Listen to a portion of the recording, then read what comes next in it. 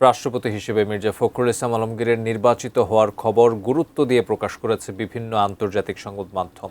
কেবল নির্বাচিত হওয়ার খবরটুকুই নয়, অনেকগুলোতেই মির্জা ফখরুলের রাজনৈতিক অতীতের সবিস্তার বর্ণনা এবং খালেদা জিয়ার কারাবাস ও তারেক রহমানের দীর্ঘ অনুপস্থিতির সময়ে দলকে সক্রিয় রাখার তাঁর ভূমিকা তুলে ধরা হয়েছে।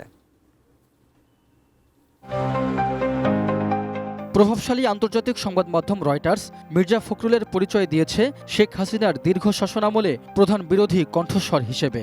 রয়টার্স লিখেছে, রাজনৈতিক কারণে একাধিকবার গ্রেপ্তার, কারাবরণ ও আইনি হেনস্থার শিকার হন বিএনপির এই নেতা। শিক্ষকতা থেকে মির্জা ফখরুলের রাজনীতিতে আসা এবং দলীয় বিভিন্ন দায়িত্ব পালনের উল্লেখও ছিল তাদের প্রতিবেদনে। এই নির্বাচনকে ঐতিহাসিক হিসেবে বর্ণনা করেছে কাতার ভিত্তিক আল জাজিরা। তারা লিখেছে, পার্লামেন্টারি ভোটে ১৯৯১ সালের পর এটিই প্রথম রাষ্ট্রপতি নির্বাচন।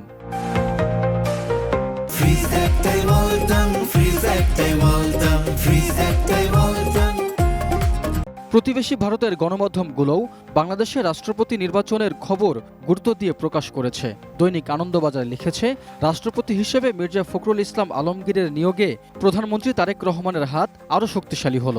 দ্য হিন্দু ও ইন্ডিয়ান এক্সপ্রেস খবর প্রকাশের পাশাপাশি বিশ্লেষণও করেছে।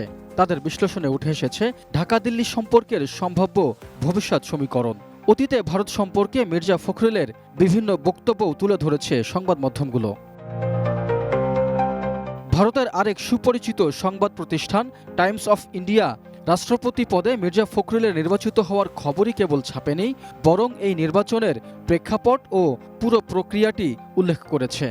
সাংগঠনিক নেতৃত্ব থেকে সর্বোচ্চ সাংবিধানিক পদে একজন বিএনপি নেতার অধিষ্ঠিত হওয়াকে গুরুত্বপূর্ণ পদক্ষেপ বলছে টিওআই। তুরস্কের আনাদোলু এজেন্সি এক লাইনের শিরোনামে মির্জা ফখরুলের মুক্তিযোদ্ধা পরিচয়, রাজনৈতিক নিপীড়নের শিকার হওয়া এবং সর্বশেষ রাষ্ট্রপতি হওয়ার বিষয়টি তুলে এনেছে। চীনের সিনহুয়া ও রাশিয়ার তাস গুরুত্ব দিয়েছে ভোটের ফলাফল ও পরিসংখ্যানে। জার্মান সংবাদ মাধ্যম ডয়েচে ভেলে নজর দিয়েছে শেখ হাসিনার শাসনকালে দলকে সংগঠিত রাখতে মির্জা ফখরুলের ভূমিকায়। এছাড়া অ্যাসোসিয়েটেড প্রেসের এ সংক্রান্ত খবরটি যুক্তরাষ্ট্রের সিয়াটল টাইমস সহ অনেক সংবাদ মাধ্যমই প্রকাশ করেছে। Raihan Munshi, desk report, ATN news.